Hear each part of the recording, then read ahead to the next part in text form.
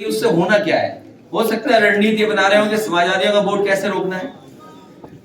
क्या पता election commission ये रणनीति बना रहा हो, क्या पता पुलिस अधिकारी और डीएम मिलकर के ये रणनीति बना रहे हो। याद कीजिए, कन्नौज में 10 परिवार हम लोगों ने ढूंढे जो जिंदा थे, उनके वोट काट दिए, डिलीटेड। आपने किस पे कार्रवाई की? बीएलओ पे। अरे डीएम को सस्पेंड करना चाहिए था, आपको आरओ को सस्पेंड करना चाहिए था। समाजवादियों ने जब आरोप लगाया था कि जानबूझ करके यादव हो, मुस्लिम हो, पीडीए हो, उसको बीएलओ नहीं बनाना है, क्या आपको नहीं पता? बीएलओ वही बन रहे हैं जो ये नहीं है। ये कहां का कानून निर्देश था? क्या इलेक्शन कमीशन इस बात को सुनेगा? और फिर जब हम लोगों ने आरोप लगाया, इलेक्शन कमीशन ने नोटिस दिया हम लोगों को कि आप किस आधार पे कह रहे हैं डिलीटेड वोट हैं। तो हम लोगों ने 18,000 वोट जो डिलीट हुए, जो जिंदा थे, जिन्होंने 2019 में वोट डाले थे और 2022 में वोट नहीं डाल पाए, वो सब समाजवादी वोट था जो आपने जानबूझकर वोटर लिस्ट से निकाल दिया। और यहाँ जितना कार्यकर्ता नेता बैठा, और आप लोग जानते होंगे कि अब पर्ची लेकर के जाते हैं, बाहर की वोटर लिस्ट में तो नाम है, लेकिन जब अंदर जाते हैं वोटर लिस्ट में नाम नहीं होते, तो उसका जिम्मेदार कौन है? क्या इलेक्शन कमीशन 18,000 वोट जो गलत डिलीट हुए थे, क्या आरओ के खिलाफ कार्रवाई करेंगे, उनको सस्पेंड करेंगे? आप बताओ मुझे। जो 18,000 वोट हम लोगों ने समाजवादियों ने दिए, और मैं कहूंगा आपसे कि अगर आपका चैनल जिम्मेदार है, ईमानदार चैनल है, अगर जिसका दाना उसका गाना नहीं करेगा आपका चैनल, तो ये बात आप जरूर पूछ करके हमें बताएंगे, इलेक्शन में जनता जान जाएगा। और अगर बैलेट से वोट नहीं पड़ा होता तो क्या चंडीगढ़ में पकड़े जाते? बताओ, अधिकारी से आप वोट खराब करवा रहे हो बैलेट में, वो तो पकड़े गए बैलेट की वजह से। तो बताओ, 18,000 वोट जो डिलीट हुए हैं उसके बारे में आप पूछेंगे कि नहीं पूछेंगे इलेक्शन कमीशन? क्या आरओ सस्पेंड होंगे कि नहीं होंगे? अगर एक भी आरओ सस्पेंड हो गया तो उत्तर प्रदेश में किसी भी आम नागरिक का वोट डिलीट नहीं हो सकता। 2 महीने पहले ये शिकायत, मैंने सवाल पूछा था चुनाव आयोग में कि जो शिकायतें समाजवादी पार्टी की तरफ से की गई थी विधानसभा में, वो सभी शिकायतें निस्तारित हुई? उन्होंने कहा कि सारी शिकायतें निस्तारित हो गई। अरे आप कैसे कह सकते हैं? कागज दे दीजिए, हम आपको 18,000, हमारे जो पत्रकार साथी है इस चैनल के मैं इनको पीडीएफ फाइल भेजने जा रहा हूँ। मैं अपनी ऑफिस के लोगों से कहूंगा कि आपको अपने मेल दे दीजिए मुझे, उनको पूरी पीडीएफ भेज दूंगा, मैं पूरी सूची भेज दूंगा 18,000 वोटर की रिलेटेड। और तुम्हें भी उन पे बताओ किस पे कार्रवाई हुई। और कन्नौज में जिसपे उन्होंने बीएलओ को सस्पेंड किया, भाई आरओ को क्यों नहीं टर्मिनेट कर रहे हैं? आप आरओ पे कार्रवाई क्यों नहीं कर रहे हैं? आरओ जिम्मेदार है, बीएलओ तो एक छोटा अधिकारी है। आप अपना छोटे पे अधिकारी पे काम कर निकले जा रहे हैं। वो शिकायतें आपकी निस्तारित ही नहीं हुई है तो फिर लोकसभा चुनाव कैसे कराएंगे उसके ऊपर? तो इसी तो कह रहे, लोकतंत्र खत्म हो गया। अभी तो थोड़ी बहुत आजादी है आपको बोलने की, पूछने की, अगली बार आजादी नहीं रही है। सर, कल आप लोगों ने क्या मांग की है, क्योंकि आपके प्रतिनिधि भी वहां पर? हमने पूरा लिख करके दिया, मैं पूरा जितनी शिकायतें थी लिख कर दे दे। मैं कहूंगा पार्टी का एक कॉपी ने भी दे दे कि जो हमारी डिमांड नहीं है, और जो हमने 18,000 वोट की डिलीटेड कहा था, और कन्नौज के स्पेशली, वो सब हम आपको देंगे।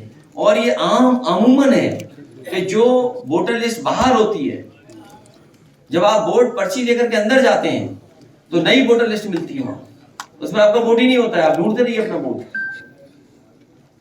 और अधिकारी सेंट्रल फोर्स होती है, जबकि आपके जो एजेंट हैं वो अंदर रह सकते हैं, पोलिंग एजेंट, लेकिन सेंट्रल फोर्स उनको बाहर निकाल देती है। इलेक्शन कमीशन इस बात को भी क्लियर करे कि पॉलिटिकल पार्टीज के जो पोलिंग एजेंट्स हैं वो अंदर रह सकते हैं कि नहीं रह सकते। देखिए, ये सब ओल्ड प्रैक्टिसेस हैं, ये कोई नई प्रैक्टिस नहीं है।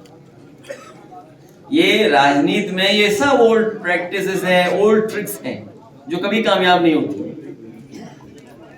आज चौरसिया समाज का एक रथ निकाला गया है, भारतीय जनता पार्टी से समर्थित है। ब्राह्मण वो एक आंदोलन वो हो ही चुका है, उनका कुंभ, और यादव महाकुंभ हो ही रहा है। तो आपको लग रहा है आपके पीडीए की कुछ काट उधर से होगी? देखिए, पीडीए इतना बड़ा परिवार है, इसमें सब हैं। अगर आप दुखी हो तो भी आप पीडीए के परिवार के, जो दुखी है वो सब पीडीए परिवार है। आप दुखी ज्यादा है, खुश मात्र कुछ लोग हैं, इसलिए जो दुखी है वो पीडीए के साथ है, जिसके साथ अन्याय हो रहा है वो पीडीए के साथ है, जो भेदभाव का हटाना चाहता है, सामना करना चाहता है, वो पीडीए परिवार है। आज मुख्यमंत्री भी राज्यपाल जी से मिले, चर्चा है, मंत्रिमंडल विस्तार हो रहा है, अधिसूचना से पहले हो जाएगा। राजभवन अगर वो गवर्नर हाउस गए, कोई रास्ते में जानवर तो नहीं मिला, टकरा जाए गाड़ियां, सोचो। अरे आप ही लोग थे, मीडिया के लोग कह रहे थे मुख्यमंत्री जी है ही नहीं उस फ्लीट में। अरे ऐसा मत करो, जिसका दाना उसका गाना। सोचिए कितने लोग घायल हुए।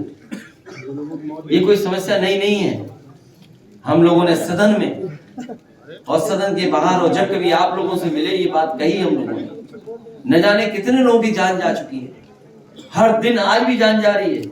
वो जानते हैं कि जान जा रही है, किसान की भी जान जा रही है, इसीलिए तो वो लाए मुख्यमंत्री खेत सुरक्षा योजना। वो मुख्यमंत्री खेत सुरक्षा योजना नहीं है, मुख्यमंत्री सांड सुरक्षा योजना है वो। तो चाहे आप गवर्नर हाउस चले जाओ, और हो सकता है उन्होंने भी अखबार पढ़ लिया हो कि होली नहीं मनाएंगे, और फिर जिन्हें पैकेज दिया था, अरे पैकेज का पार्ट मंत्री भी तो है, क्या पैकेज का पार्ट मंत्री नहीं है? भाई आपने समाजवादियों को छीन लिया, समाजवादियों को आपने राती रात मना लिया, पटा लिया, लालच दे दिया, तो भाई अब उनको मंत्री भी तो बनाओ। भाई दिनेश शर्मा जी को आपने रिप्लेस किया एक दूसरे उससे। अब भाई डिप्टी सीएम वो फेल हो चुका है, स्वास्थ्य सेवाएं ठप है, तो अब उनको रिप्लेस किससे करोगे? हमारे ही पार्टी के किसी नेता से रिप्लेस करोगे? भाई रिप्लेसमेंट होना है। जो आपने आश्वासन दिया है अब कैसे पूरा करोगे? तो हमें उम्मीद है कि जो समाजवादी पार्टी गए वो भी शपथ लेंगे। चुनाव आयोग, अरे भाई हम आपसे पूछ रहे हैं शपथ लेंगे कि नहीं लेंगे? अगर भाई गवर्नर हाउस की खबर सुनाई आपने तो अच्छी बात है, लेकिन कम से कम हमें ये तो बता दो, हमें एनलाइटन कर दो कि क्या हमारी पार्टी के गए हुए लोगों को भी कुछ शपथ मिल रही है कि नहीं मिल रही है।